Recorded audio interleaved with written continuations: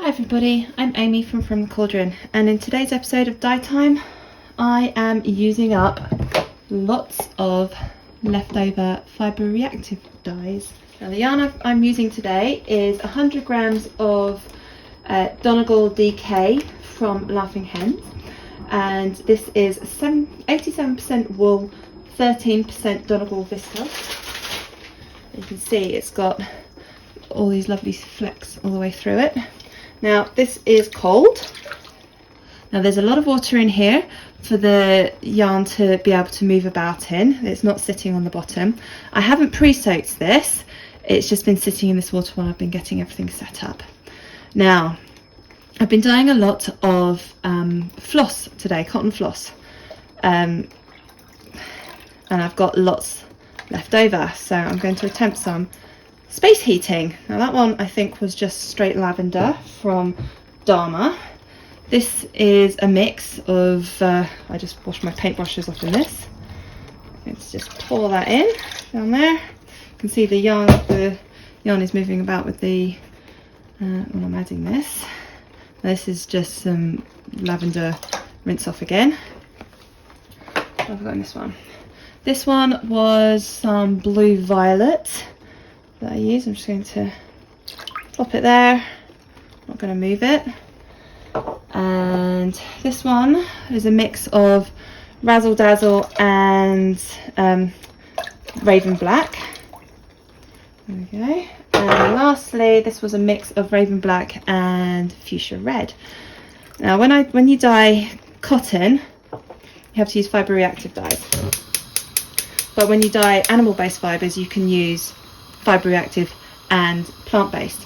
Now when you dye with cotton, well certainly with cotton floss, it's very hard to make up such a small amount.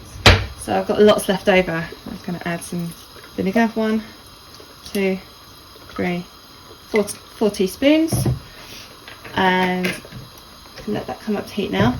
Now with fibre reactive dyes, you can't really leave them and store them for a later date like you can with acid dyes. They do start to react with the water as soon as you add it to the water, and it starts losing its potency after a while. So that's why I'm doing this right now rather than saving it for another day. And you can see just up in the top corner, my screen right there, that's another project that I'm using up more leftover fibre reactive dye from. Now turn the heat on for this. I'm going to do my absolute best not to touch this at all. Cover it up, let it come up to boil, and then it's just below a boil, and then I'm going to let it just simmer for probably about 20-30 minutes ish. Hopefully that will be enough time to absorb all the dye. I've actually lost track of how long this has been on the heat for. It's been probably close to an hour now, but you can see there is still colour in the water. I have been checking on it, but I don't think this yarn is going to absorb any more dye. It is fibre reactive dye, so this isn't a total surprise. So what I'm going to do now is just turn it off the heat and let it cool down.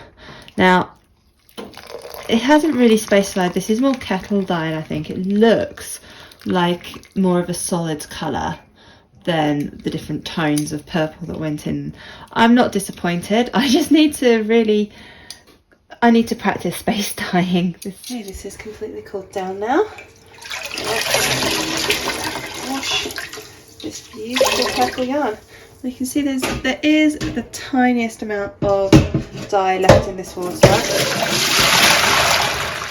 Out.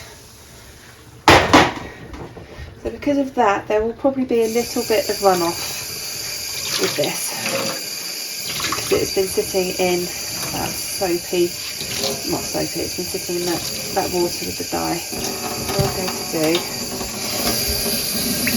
because this is not superwash, I've got to be really careful and try not to felt it. Now, felting can happen when the wool has been agitated quite a lot, or going from sort of hot to cold or cold to hot very quickly. So yeah, you can see in there is some there is some colour coming out. So I'm just going to take this, it's going to be a couple more times that it needs to be washed, but I'll just keep washing it through until this water runs clear.